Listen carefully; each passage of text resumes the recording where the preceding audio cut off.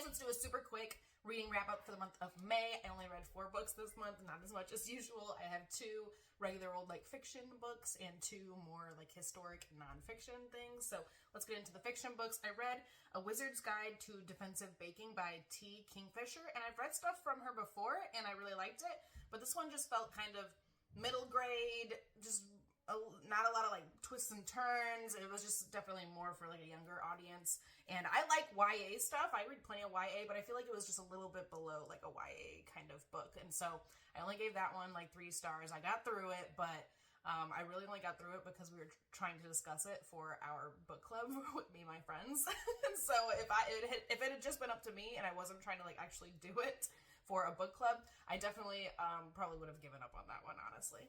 Next book is First Lie Wins. I gave this one 4.5 stars. This one I got through really quickly. It probably only took me like 2 or 3 days to get through. And it's more of like a thriller kind of mystery, which is not my usual like type of book that I want to read. And I actually really, really liked it. It was very intriguing. I wanted to figure out what was going on. I thought I knew what was going on, and then it turned out to not be the case, which was kind of a surprise. But the only reason I didn't give it a full 5 stars is because the ending felt kind of rushed and kind of like there's too much information all at once. Like it just, the rest of the book was really, really good and the ending just didn't do it for me. So that one only got 4.5 stars, but I would totally recommend it to pretty much everyone. Just beware the ending wasn't what I was wanting it to be. Now the last 2 books are more historical and they are very important books to be reading at this historical part of the world we're living in right now. So I read The 100 Years War on Palestine by Rashid Khalidi, and that one was really great. It's just covering the past like century of what has been going on in the land. And his family is actually Palestinian. They lived through a lot of the things that were happening.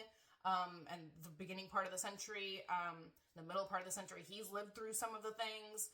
And so that was a really great balance of his personal like family kind of stories and also just like straight up history. And it covers a lot of time, 100 years, and you just get to see a general like overview of what's going on in the land from the Palestinian perspective, right? And then the second book that I read, that was definitely a 5-star read. The second book that I read was The Ethnic Cleansing of Palestine by Ilan Pappe. And this one was more straight up history, and it focused just on like 1947 to like 49. So like what was going on when Israel came in and really officially took over the land. And it's crazy. It's, you know, I was a history major. I have a bachelor's degree in history. We learned about Israel, Palestine stuff, but never from this side, like to see the actual like stealing of the land and everything that went along with it and all of the just total devastation and just like destroying of historic buildings and neighborhoods and everything, like the displacement of the people and the murder of the people, like crazy, crazy stuff. That book is a little bit, they're both really intense, but that one is a more like straight up historic kind of story. But I would absolutely recommend both of those, honestly.